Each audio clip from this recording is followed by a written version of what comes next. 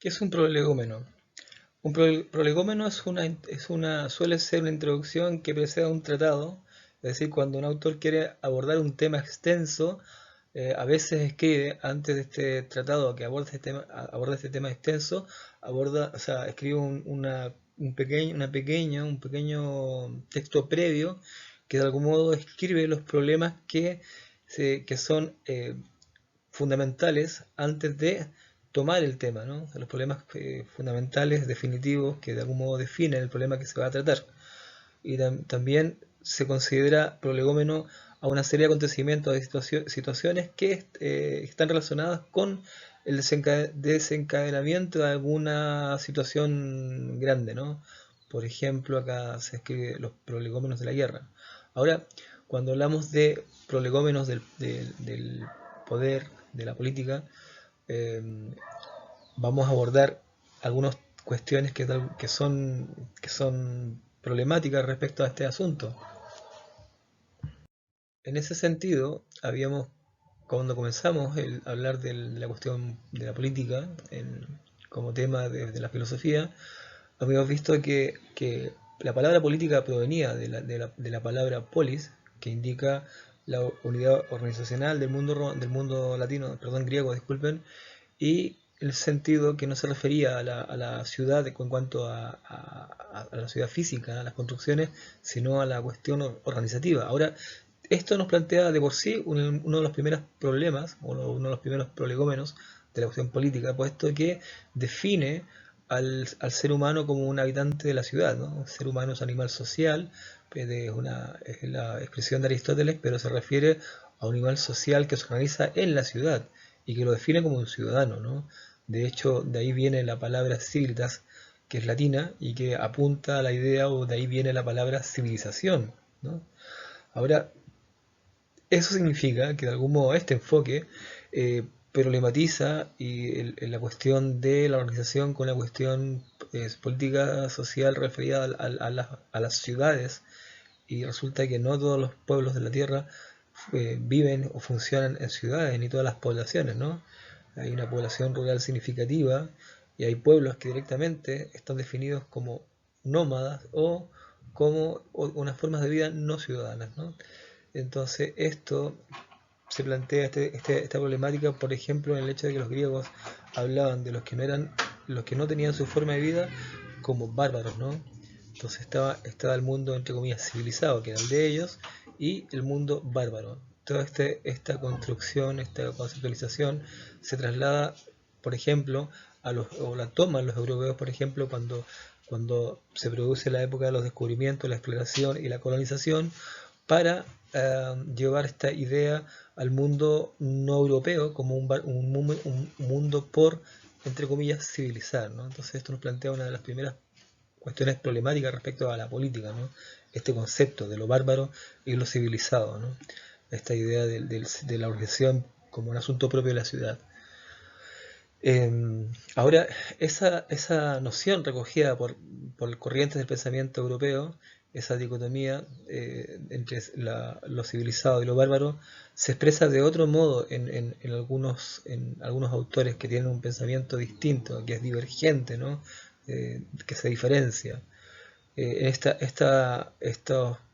estos pensadores podemos nombrar fundamentalmente, por ejemplo, a Nietzsche y a Spengler. Nietzsche, ya hemos visto la, la, la, cómo él aborda este asunto de la cultura y la civilización, cómo él ve la cultura un valor y la civilización un contravalor, en el sentido de que la cultura es aquello que es la forma organizativa que exalta los elementos vitales del ser humano, mientras que la civilización, con un proceso que es normativo, que implica la imposición de un patrón único para una área extensa, tiende a limitar la diversidad, tiende a limitar la riqueza, que es un atributo propio de la vida. Entonces ve la civilización algo próximo a lo tanático, a lo mortuorio, antes que a lo vital.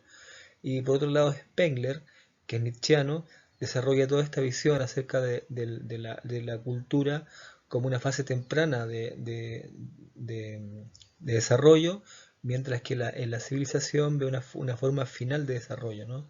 Entonces, recuerden que dice Spengler que algunas culturas llegan al estado de civilización, pero el estado de civilización para Spengler no significa un estado, el mejor estado o el mayor estado, o así como fiel a su visión nietzscheana, no ve en la civilización un estado de mayor potencialidad respecto al fenómeno vital, sino que ve más bien en la civilización un periodo en que se está gastando una herencia que es previa, que se desarrolló en, el momento, en la etapa de desarrollo de la cultura.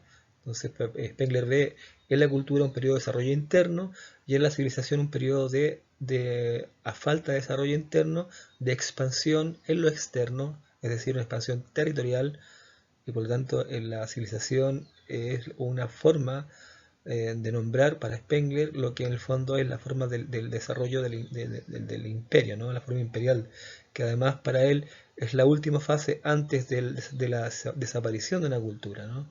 Es la fase terminal de una cultura.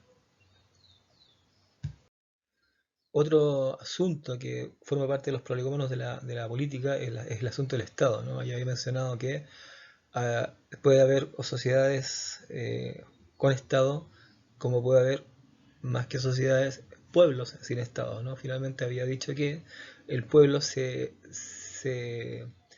relaciona con una ausencia de Estado, mientras que la aparición del Estado implica la disociación de las formas organizativas de la vida, o sea, las formas orgánicas de relación, su sustitución por relaciones contractuales, digamos, contractuales. Las relaciones contractuales son aquellas relaciones donde en vez de la forma directa de relación hay una relación que tiene que ver con los contratos relacionados por los intereses, por el trabajo, los acuerdos de otro tipo, ¿no? Acuerdos contractuales.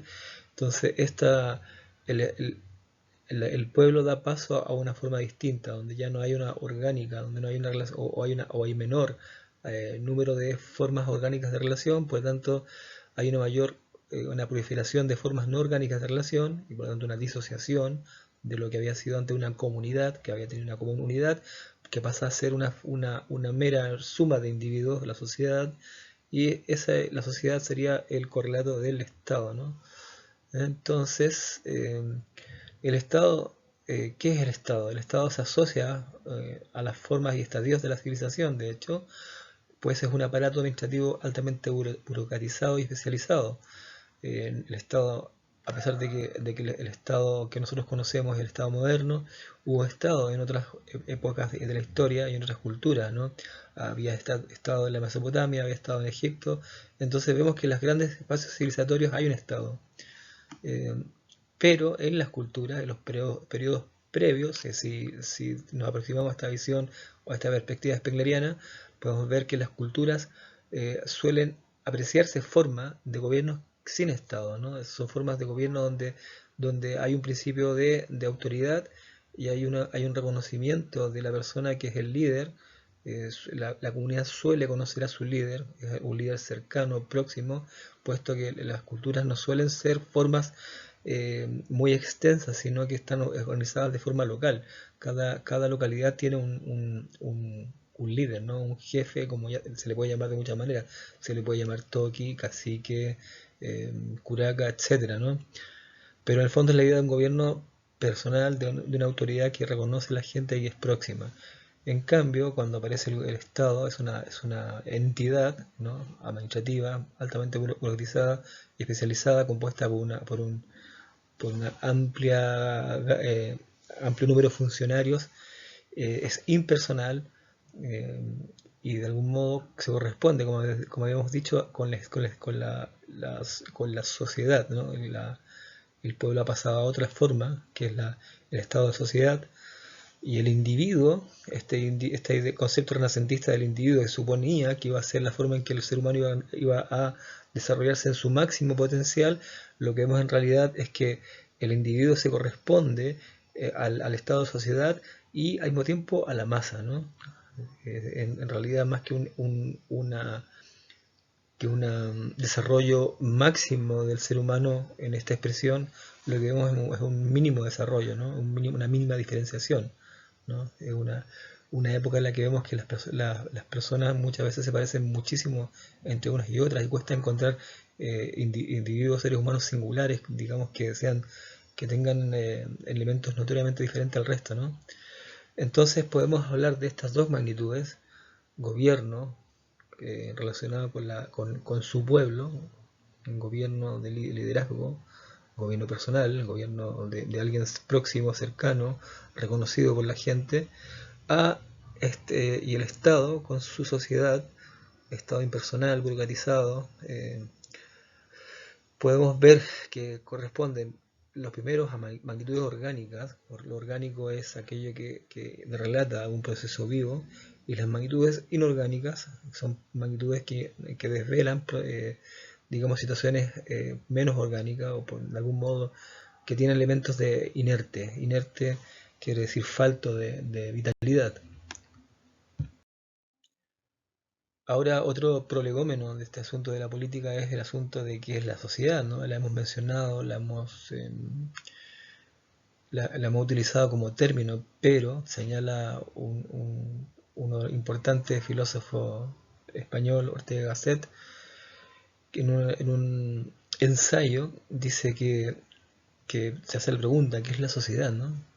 Y dice que ha leído un montón de manuales de sociología, que es la disciplina que supone que estudia la sociedad. No obstante, en esos manuales de sociología ya tengan 400, 300, 500, 600, 200 páginas, es muy difícil encontrar un número importante de líneas que describan el asunto que se está estudiando, ¿no? Que lo definan más bien, ¿no? O sea, que lo describan. Hay mucho, ¿no? Hay mucha descripción de la sociedad, pero el término mismo de sociedad, el objeto mismo de estudio de esta disciplina, no se define, se asume como que si todos supiésemos lo que es, ¿no? Entonces, este es uno de los prolegómenos de la política, que usamos un término y una magnitud que asumimos sin haber entendido primero en qué consiste, ¿no? Eh, entonces, esto nos remite de nuevo a esta idea que habíamos tratado anteriormente cuando hablamos de magnitudes orgánicas y magnitudes inorgánicas, ¿no? Finalmente, la sociedad, justamente porque es una magnitud inorgánica, que es igual a un conjunto de individuos cuya suma no se diferencia al total, ¿no? A diferencia de lo vivo, lo orgánico, en que bajo el principio de la Gestalt podemos entender lo orgánico, lo vivo, como que el todo es más que la suma de sus partes, ¿no? Un pueblo es más que la suma de las personas que le componen. Una familia es más que el número de la suma de las personas que la constituyen. En cambio, en la sociedad no se cumple esta situación. Parece ser que la sociedad sí es una media suma de individuos, ¿no? No hay, los vínculos comunitarios se están debilitados.